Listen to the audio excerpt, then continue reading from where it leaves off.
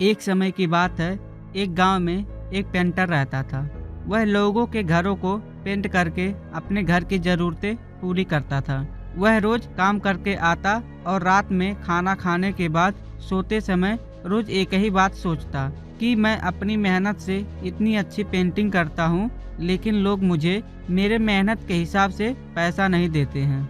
हे भगवान, मेरी किस्मत कब खुलेगा कि मैं अपनी पेंटिंग की वजह से बहुत सारे पैसे कमाऊं। इतना सोचकर वह सो जाता है और सुबह रोज की तरह अपने काम पे निकल जाता है। फिर शाम को घर आता है और इसी बारे में सोचता है। अगले दिन सुबह एक आदमी उसके घर पे आया और उसे अपनी नाव पेंट करने के लिए कहा और उसे एडवांस पैसे भी दे दिए। पेंटर ने उसकी नाव को अच्छे से पेंट कर दिया और बाकी पैसे मांगने के लिए उसके घर पे गया तो नाव के मालिक की पत्नी ने उसे पेंट करने की बाकी पैसे दे दिए और पेंटर अपने पैसे लेकर घर आ गया।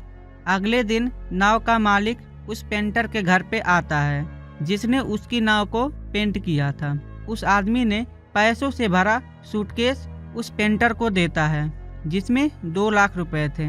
इतने सारे पैसे देखकर पेंटर हैरान हो जाता है और पूछता है, इतने सारे पैसे किस काम के लिए हैं? मेरे पेंट करने की जितनी मजदूरी हुआ था मैं आपके घर से ले लिया हूँ।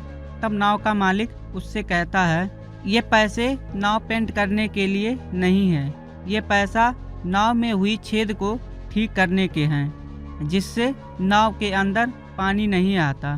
तब पेंटर बोलता है, साहब, जब मैं नाव पेंट कर रहा था तो नाव में वो छेद मुझे दिखाई दिया तो उसे मैंने पेंट करते समय ठीक कर दिया।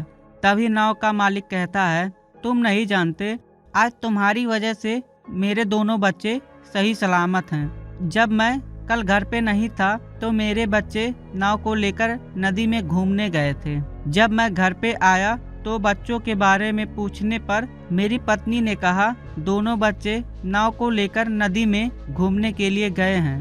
जब मैं अपनी पत्नी की बात सुना तो मैं तुरंत नदी पे अपने बच्चों को ढूंढने के लिए गया तो मैंने देखा मेरे बच्चे उस नाव को लेकर आ रहे थे।